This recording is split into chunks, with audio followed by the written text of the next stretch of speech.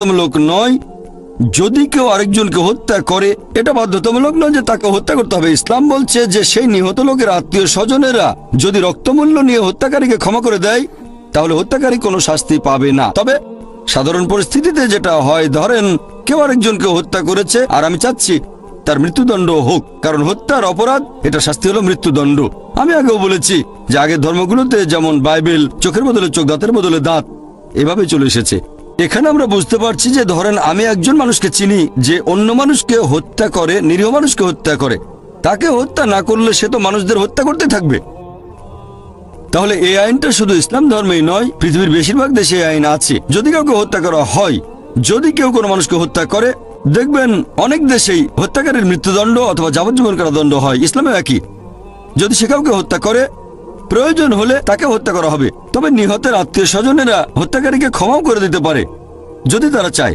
তারা চাইলে হত্যাকারীকে ক্ষমা করতে পারে, কিন্তু তারা যদি চায় হত্যাকারীকে মৃত্যুদণ্ড দিতে হবে তাহলে মৃত্যুদণ্ড দেওয়া হবে। আর দ্বিতীয় যে কারণে মৃত্যুদণ্ড দেওয়া হয়, যদি সে দেশে দুর্নীতি সৃষ্টি করে।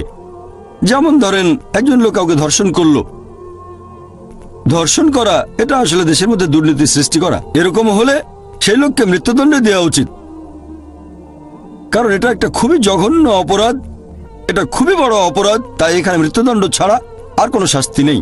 আমি অনেক অমুসলিমকে এটা জিজ্ঞেস করেছি, আল্লাহ না করুন ধরেন কেউ আপনার মাকে ধর্ষণ করলো আর আপনি সেখানে বিচারক, সেই ধর্ষককে আপনার সামনে আনা হলে আপনি তাকে কি শাস্তি দেবেন? তখন সেই অমুসলিমদের সবাই বলেছে যে আমি তাকে মৃত্যুদণ্ড দেব।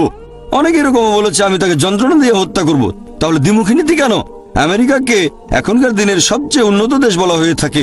FBI এর পরিসংখ্যান অনুযায়ী 1990 সালে প্রতিদিন 1756টা ধর্ষণের ঘটনা ঘটেছে। 1996 সালের পরিসংখ্যান অনুযায়ী US ডিপার্টমেন্ট অব জাস্টিসের প্রতিদিন 2713টা ধর্ষণের ঘটনা ঘটেছে। 1990 সালে 1756টা, 1996 সালে 2713। হয়তো আমেরিকানদের সাহস বেড়ে গেছে। তার মানে প্রতি 32 সেকেন্ডে আমেরিকাতে একটা ধর্ষণের ঘটনা ঘটছে। আমরা এই অডিটোরিয়ামে আছি প্রায় 3 ঘন্টার মতো। এই সময়ের মধ্যে আমেরিকাতে 300টা ধর্ষণের ঘটনা ঘটে গেছে।